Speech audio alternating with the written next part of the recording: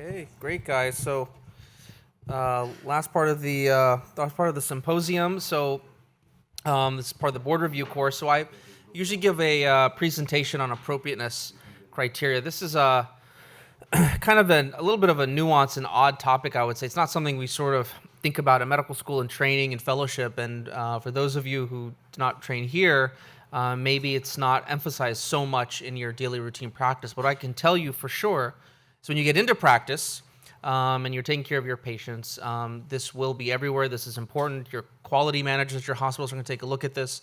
And what we're learning in some here at Mount Sinai and elsewhere is that third-party payers are also looking at AUC as a measure of quality. And so this is something that's very real, at least for us here in the U.S., to pay attention to. So what I'm going to do is just kind of talk to you a little bit about what the AUC are, how they were developed, what they're supposed to do, and then we'll go through some cases and some questions that I think will help illustrate some of these nuances I just mentioned. So this first came out in 2009, 2012, there was an initial update, then in 2017 is the most recent iteration of the appropriateness criteria. You can see here at the top, these are all the bodies in the society, so medical, surgical, obviously coronary, a representative that put these together. So this is a very multidisciplinary effort by many different stakeholders.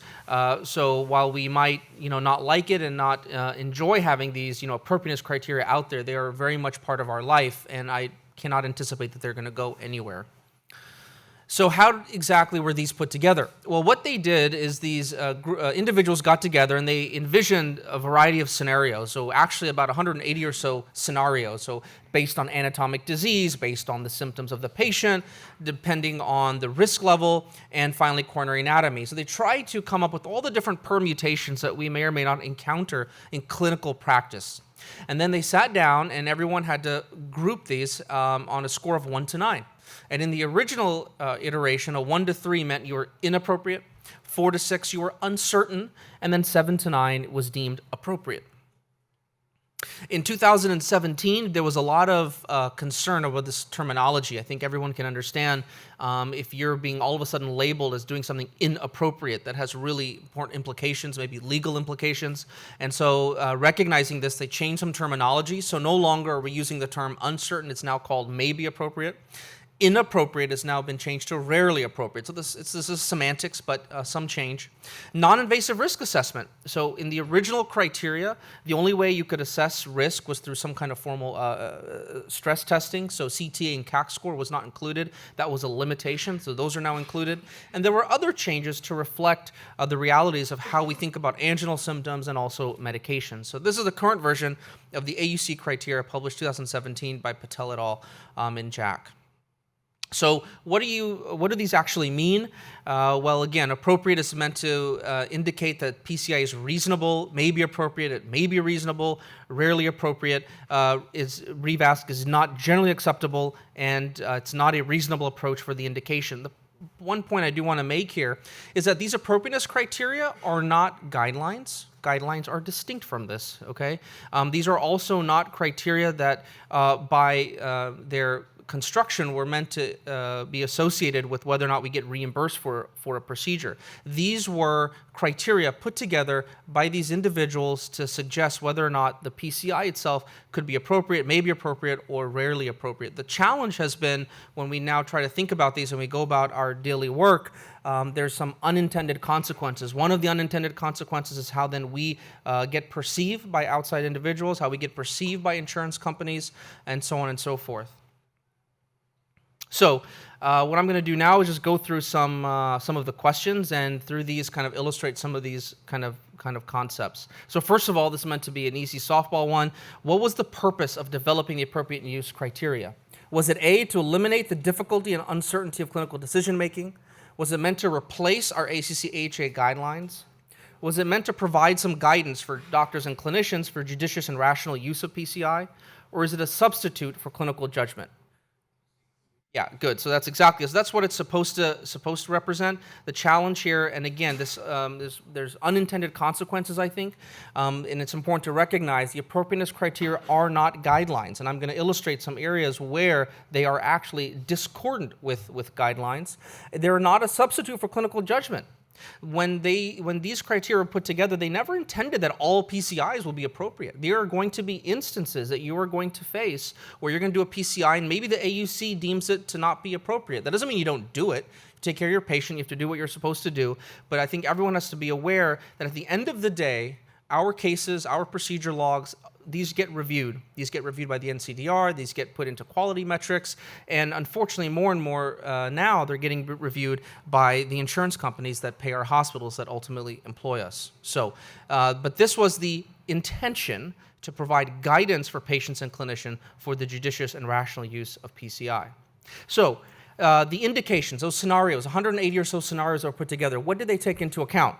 Extent of anatomic disease, again, 1, 2, or 3 vessel disease. How does the patient present, ACS or stable? Anginal severity. How much medical therapy you're giving your patient. Invasive hemodynamic assessment, or were all of the above variables taken into consideration? How many think it's just A? How many think it's B? C, D, E, or F? Yeah, it's F. So that's this key. So everything was taken into account when they put these together. Again, it's supposed to reflect what we're doing in the cath lab. By the way, invasive hemodynamic assessment in the original iteration of these, FFR was there. Now they do allow IFR as well. So IFR is also included in the appropriateness criteria, which is a new change. Okay, so let's get into some more of the granular details. So anti-ischemic medical therapy per the AUC. So what is a definition of anti-ischemic medical therapy? We all know we treat our patients according to what we think is best, but the AUC have their own definitions, and I think you have to know these. So first, is it 2 anti-anginal medications at maximal dose? Is it 2 classes of anti-anginal therapies, beta blocker, calcium blocker, so on and so forth? Is it 2 anti-anginal at any dose for at least 2 weeks? Or is it D, use of at least 1 anti-anginal with the beta blocker preferred as the initial agent? How many think the correct answer is A? B? Some Bs? Okay, so 2 classes. Okay. How many think it's C? What about D? Okay, so smattering of some Bs and some Ds. So this is an important nuance. The correct answer is actually D, and this reflects a change. So when the AUC first came out, and this is my what was originally thought, is everyone thought maximal medical therapy just meant at least 2 anti-anginal medications. That's what the document stated. So if you documented that your patient was on 2 medications, by the original version of the AUC, you were on quote-unquote maximal medical therapy. In 2017, they changed this to say you could have patients either on no anti-anginals, just 1, or at least 2, and I think this was meant to reflect actual clinical practice. And I highlight this point because at the end of the day, there is somebody who's putting these data into some kind of a registry or some kind of a portal. If it's not yourself, it may be your fellows, maybe nurse practitioners. Somebody is putting this into some kind of a system that's ultimately going to grade you as to whether or not your procedure was appropriate or not. Here in New York, this is we have the New York State. Nationally, there's the NCDR. So you really want to make sure you're documenting appropriately to make sure you don't get graded in an incorrect fashion. Okay, so staying on the theme of ischemia, how do the AUC capture ischemic symptoms? Is it A, the CCS class that we're all very familiar with on a grade of 1 to 4? Is it none, mild, or moderate? Is it just asymptomatic versus ischemic symptoms? Or is it D, the Seattle Angina Questionnaire? So again, this is how do the AUC now view ischemic symptoms? How many think it's CCS class? Okay. What about none, mild, or moderate? You just got to document none, mild, or moderate. What about C? You just got to document asymptomatic or ischemic symptoms. Or what about D? Seattle Angina Questionnaire. All right, so most people went with A, and this is an important point. Actually, now the AUC are not recording the CCS class. So this is a big, big change. And in 2012, again, when they put this out, the CCS class is what was considered as how we should grade ischemic symptoms. Everyone's familiar with it. And in clinical practice, we all use it. Everyone knows it. We're comfortable with it. But when it comes to the AUC at least, which means what gets actually reported up to either New York State or the NCDR, the Cath PCI registry, they actually chose to no longer use the CCS system. And instead, they decided to classify symptom status into whether or not the patient was simply asymptomatic or having some ischemic symptoms. So they changed that whole entire criteria, and I think that actually reflects the fact that we're more interested, the fact that it's very challenging to get the CCS class in patients who may have very odd symptoms, atypical symptoms. We always struggle with this. Do I really call this CCS 1, 2, 3? And so they decided to change all that and forget all that difficulty, and you have to simply document as either asymptomatic or ischemic symptoms. Now, what about the Seattle Angina Questionnaire? So this issue is relevant because now in our appropriateness criteria, we're no longer using CCS class. And in fact, in the NCDR registry, which is where all this data gets sent to, these are the individuals who actually aggregate this data, put the final grade that we actually can then view on our own dashboards. The NCDR now in version 5 no longer even collects CCS class. So it is gone from all of our appropriateness documentation. It's gone from the Cath PCI registry. Obviously, in your own care and practice, I think people are going to continue to use it, but it's important to recognize, as far as it goes for AUC and appropriateness, it's eliminated. And now what is being advocated and is being emphasized is patient-reported symptoms. So in the NCDR registry, they have now put in the short form of the Seattle Angina Questionnaire. This was published in 2014 by Chan and colleagues. I've put it here for you just to take a look. And you can see that, and if you're not familiar with this, this is basically a patient-reported tool. It's validated. You can see here on the right that as the CCS class goes up, your SAQ score goes down, and you can get a flavor. If somebody's reporting about a 50 or so on their SAQ score, that's pretty bad anginal symptoms. In contrast, someone who's 80 or above, they're sort of asymptomatic. So Dr. Sharma had asked us actually a year before this went into effect to actually update our approach, and we actually have programmed this into Epic. So we've been doing this now for about 2 years, collecting this on all of our elective patients, and this is helping us facilitate our obligation to report to the NCDR. So for those of you who are practicing in systems or in hospitals where you're reporting to the NCDR registry, you're going to need to familiarize yourself with this. It's only 5 questions, not very difficult. But this is what actually is now being collected by the registry, no longer is using CCS class. So this is a trend in focusing on patient-centric symptoms and patient-reported outcomes, as opposed to something like the CCS class, which is how we as clinicians perceive the patient's underlying symptoms. Okay, so again, what about stress testing? This is one of those pillars that the AUC is built on: symptoms, stress, and disease. So what is low risk? So you got to know this if you're going to get your documentation correctly and get graded correctly.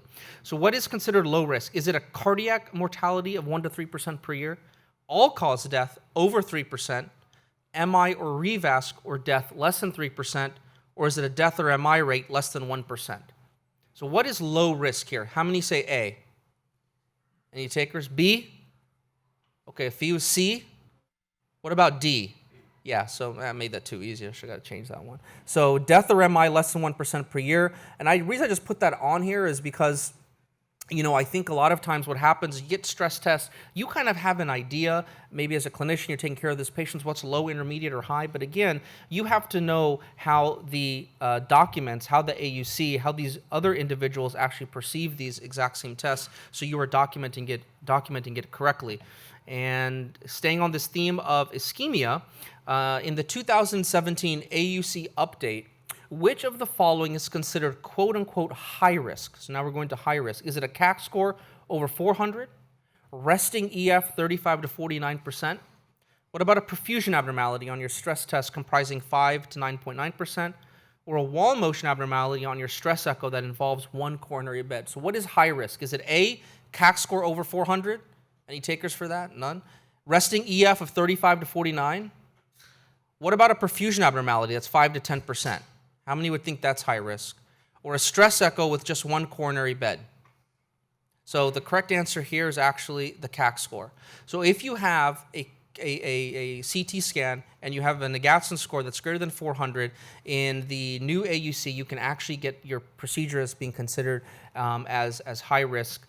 And this is, again, a change from the earlier iterations. In the earlier iterations, it was all based on the actual functional test, the actual stress test. Now, in the 2017 criteria, for those of you who are doing a lot of upstream CT scans or CAC scores, you can actually use that information to appropriately stratify your procedure according to risk. And here are the rules right here. You can see for the CAC, it's right here. It's not age or sex, ethnicity adjusted. It's just absolute numbers, 100 to 400 and above. Resting EF, the stress perfusion, so that 5 to 10 is actually intermediate risk, wall motion abnormality, and so on and so forth. So I think this is a very important, this was a big limitation. We struggled with this here, certainly in our cath lab, and I'm sure in many others, where providers and referring physicians like to use these non-invasive tests like getting CTAs. But then we would struggle because the patient would come to the cath lab, maybe they didn't get a stress test, and now you're stuck with the patient and you're doing a procedure. They got a high calcium score, but you cannot now stratify that procedure according to risk. Well, that limitation has been overcome because now we can actually do that. So how many people here have heard of the ischemia trial? Raise your hand. Anyone heard of the ischemia trial? So the reason I bring this up is because, as I mentioned at the very beginning, in the last few questions, are all built around ischemia. How do we think about ischemia? What's high-risk ischemia? And this is all built on a foundation that if patients have ischemia and they're stable, that if we revascularize them, then they're going to do better. And that whole premise, I think in some degrees, is being not challenged, but certainly being addressed in this very large NIH-funded trial being run out of NYU. And I think it's important for all of us who are practicing interventional cardiologists to be very familiar with this trial. I think this is going to really change things. It's going to be presented at the American Heart Association later this year. So I think we need to understand it a little bit because it could certainly, I think, change our paradigms with respect to stable ischemic heart disease. So I want to just discuss this. So this is a study in stable patients. So again, stable ischemic heart disease. All patients get a CTA. It's blinded though. Patient doesn't know what the CTA shows. Clinician doesn't know what the CTA shows. It's a blinded CTA. The reason they do that is they want to make sure they're getting people who actually have CAD. So if you get a CTA and there's nothing there, they're out, and they're also excluding left main. Then they're randomized. So they remember they have ischemia, they're getting a CTA, then they're getting randomized to an invasive strategy and with cath versus a conservative strategy of just medical therapy. So this is a strategy trial. It's different from Courage because in Courage, what happened? At Courage, everyone got an angiogram. And then you got randomized to medical therapy or conservative. In the ischemia trial, you are taking all these patients with stable symptoms who have moderate or severe ischemia, which is a foundation, a pillar of how we base our decisions and our appropriateness, and we're randomizing them. So moderate to severe ischemia, and you're getting randomized to either cathing them up front and stenting if necessary, or conservative therapy. This is a study that was originally designed to have hard endpoints, and again, it reflects a sequence of trials that have been conducted in the era of stable ischemic heart disease. Everyone's familiar with Courage, and everyone knows the major impact that single trial had on practice. Berry 2D following later, and then of course Fame 2. All of these trials had major impact on what we do every single day in the cath lab, and all of these are, again, these strategy trials, and I think the ischemia trial is going to be no different. This caused some controversy because the original endpoint was a hard endpoint, CV, death, and MI. This was then changed because of lower than expected accrual and event rates to a composite endpoint, which is certainly going to bring up some controversy when it gets presented.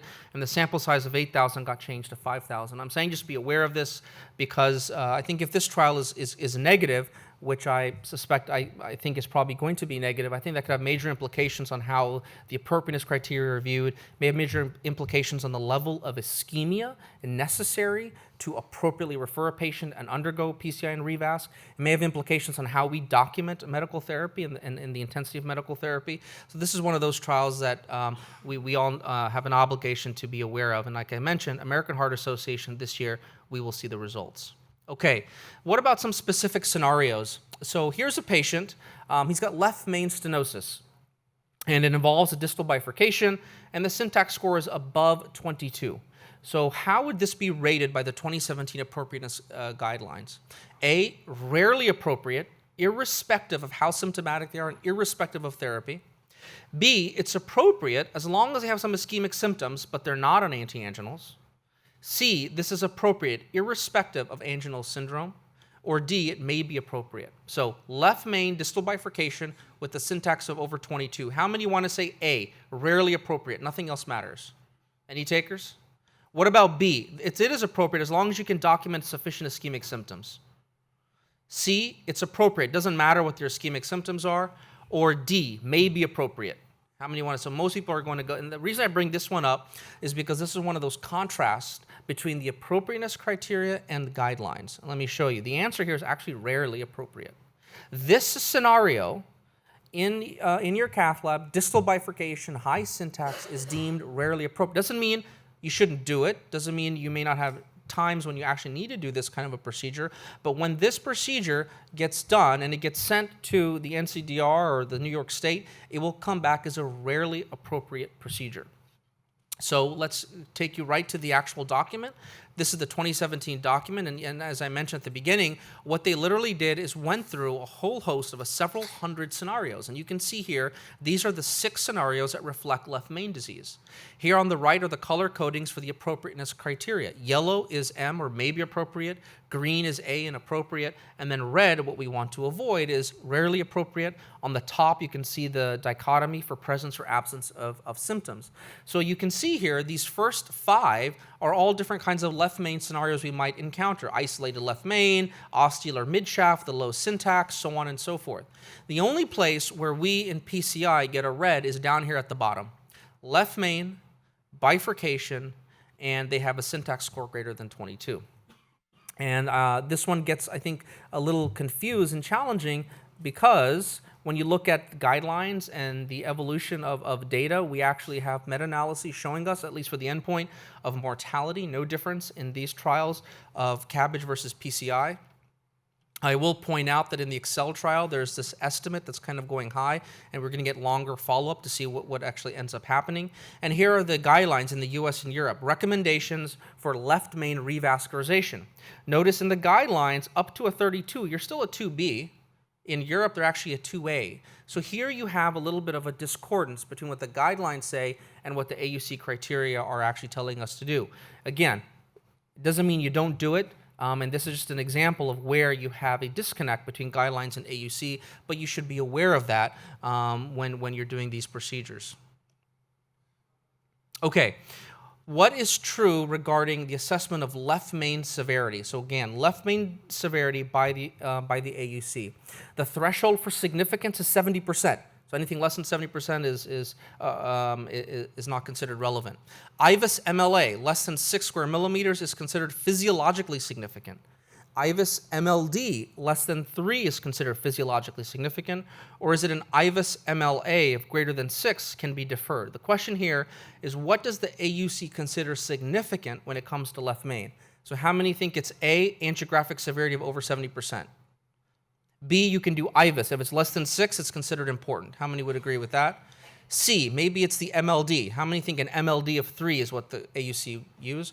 Or IVUS MLA greater than 6 may be deferred. Because I think most people know the point here is simply to indicate that the AUC do allow use of IVUS in certain scenarios. Left main is one. The criteria is not 70%, it's 50%. And so the right answer here is an IVUS MLA less than 6. So here you can do the IVUS, and if the MLA is less than 6, you can document that as being physiologically significant and get your appropriateness grading. Okay. So what's happening over time? So these have been out now for 6-7 years. There have been some major publications. What are we seeing in the United States over time? What are the trends? Is it A, our inappropriate procedures is increasing, so we're doing worse? B, fewer PCIs are being performed for acute indications? C, inappropriate procedures is actually going down. Is that what we're seeing? Or D, our appropriate procedures is going down? So what are the trends that are relevant? Is it A, are we doing more inappropriate procedures? How many think that's what's happening? What about B, fewer PCIs are being performed for acute MI or unstable angina? C, inappropriate is actually decreasing. How many think that's going on? All right, good. And A is, so the answer here is C. This is the famous paper by Desai and colleagues, JAMA. And what they actually showed over time, this is data maybe a little bit dated now, but you can see the inappropriate rating has gone down from 25%. If you guys might remember, the original paper made a lot of buzz in the lay media that, 12-15% of all PCIs are inappropriate, which is one of the reasons, by the way, we got rid of that mnemonic, that taxonomy. So this paper showed in 2015, inappropriate is going down, appropriate is going up, uncertain is going down. Now, some might argue, well, this is great, this is really nice, but this could also reflect that we're getting a little bit more sophisticated in how we document, in patient selection, and we're doing a better job because we understand that you've got to document appropriately the number of anti-anginal medications. You've got to document and know the level of stress, ischemia on a stress test, and so on and so forth. I'm not sure what accounts for this. I think it's because we're getting more sophisticated and we're learning how to document appropriately, and at least that's just my personal thought. I think many people would agree with that. So in the interest of time, I'm just going to go with this very last question. So what is the most common reason that a clinical scenario might be rendered quote-unquote unclassifiable? So again, all of our procedures go, and they're supposed to get this grading. So what is a reason that your procedure might be rendered unclassifiable? Is it because you forgot to document the degree of symptoms? Is it because you couldn't find the number of anti-anginal medications? Is it C, you don't have any information on the stress test? Or is it D, all cases, no matter what, ultimately get a classification? So again, what is the number one reason a case will be unclassifiable? How many things because we don't know the symptoms? B, you don't have the number of meds recorded and documented properly. C, the stress testing information is not available or it's not provided. Yeah, so the answer here is C. This is something we learned in our cath lab kind of the hard way. Our procedures, again, both go to New York State, they go to the cath PCI registry, and we were getting reports back. And you can log on to the website and you can look at your own hospital, you can compare yourself to the nation, you can compare yourself to other hospitals of a similar volume. And we were finding that a lot of our cases were being rendered unclassifiable. And I think as many big systems with a big network of referring providers, sometimes things can get lost in the shuffle. And sometimes that stress test may be on a piece of paper that got told on a phone call, but maybe we don't have it in the medical record. So we implemented processes and procedures to ensure that documentation was accurate, readily available, and reported appropriately so we could improve on this issue. I think that's actually my very last question. So if anyone have any questions or anything, I can stay here for a couple minutes until Dr. Sharma has the next topic.